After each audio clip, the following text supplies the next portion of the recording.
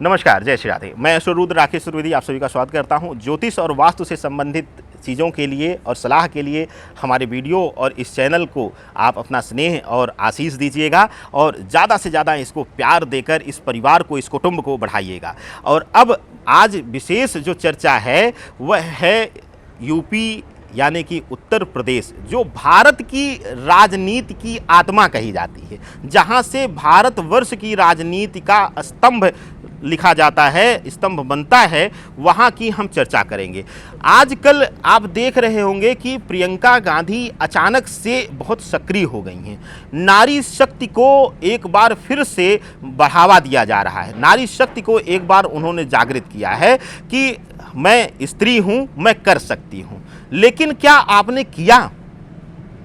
क्या आज तक आपने स्त्री धर्म का निर्वहन किया? क्या आपने नारी शक्ति का वह निर्वहन किया? हम दुर्गा के भूमि से हैं, हम माँ दुर्गा की, माँ चंडी की भूमि से हैं, हम माँ लक्ष्मी की भूमि से हैं, हम उस धरा से हैं जहाँ स्त्री को माँ के से सम्मान दिया जाता है, जहाँ एक कन्या को पूजन किया जाता है। क्या आपने या अब तक आपसे जुड़े हुए आप अब तक भी उसी सबसे बड़े राजनीतिक परिवार की हिस्सा थी? क्या आपने अब तक स्त्री सम्मान के लिए वह लड़ाई लड़ी?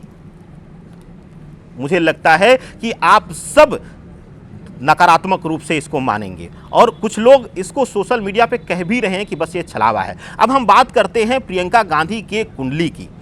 देखिए, प्रियंका को लोग कहते हैं कि इंदिरा का प्रतिबिंब है। नहीं, चेहरा या कई बार वस्त्र ऐसे डाल लेने से हम गांधी नहीं बन जाएंगे।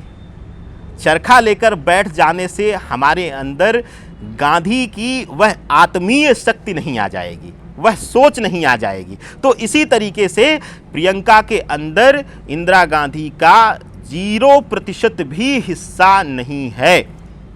अगर होता तो अब तक वह इस सत्ता का या कांग्रेस की विचारधाराओं का विरोध कर चुकी होती और इसको पहले वह अपने चीज़ों में, अपनी राजनीति की जो पार्टी है, जो मुख्य रूप से उनकी विचारधारा है, वहाँ पर परिवर्तन वह करते।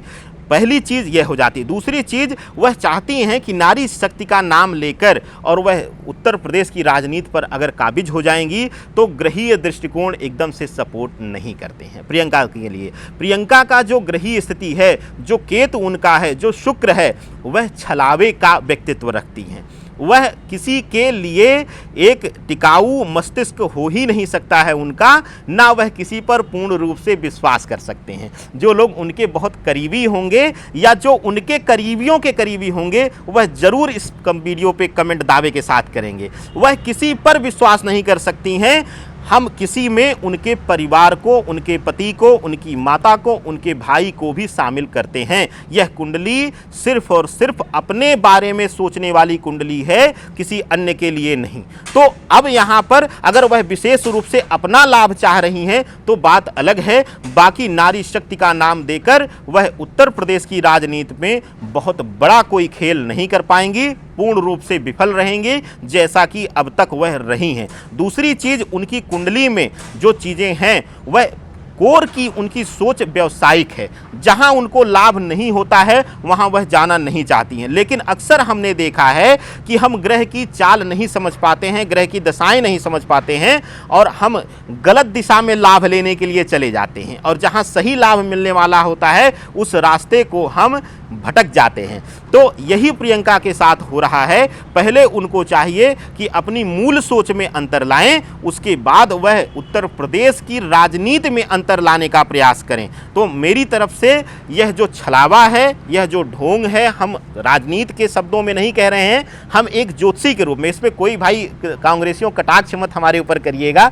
यह सिर्फ और सिर्फ एक राजनीतिक नहीं, यह सिर्फ और सिर्फ ज्योतिषीय विश्लेषण है, उनकी कुंडली के आधार पर है, जो सत्यता है। और अगर आप इसमें दावा करते हैं तो मैं उन स्नेही जनों से चाहूँगा जो उनके करीबी हैं वह इसकी प्रामाणिकता दे दें, वह कभी उन पर विश्वास नहीं की होंगी। तो आज इस नारी विशेष जो विषय है, उत्तर प्रदेश की राजनीति से संबंधित विषय है, जो आज हमको लगता है कि उत्तर प्रदेश में सबसे उगता हुआ विषय लग रहा है और सबको लग रहा है कि बहुत बड़ा भूचाल आ जाएगा, परिवर्तन आ जाएगा, तो वह बिल्कुल भी नहीं होने वाला है, बल्कि वह अन्य दलों की मदद कर रही हैं इस चीज़ में। तो आज उत्तर प्रदेश की इस राजनीतिक भविष्यवाणी में बस इतना ही। आगे अन्य वीडियोस में इस चैनल से जुड़े रहिए और अपना स्नेह दीजिए। नमस्कार।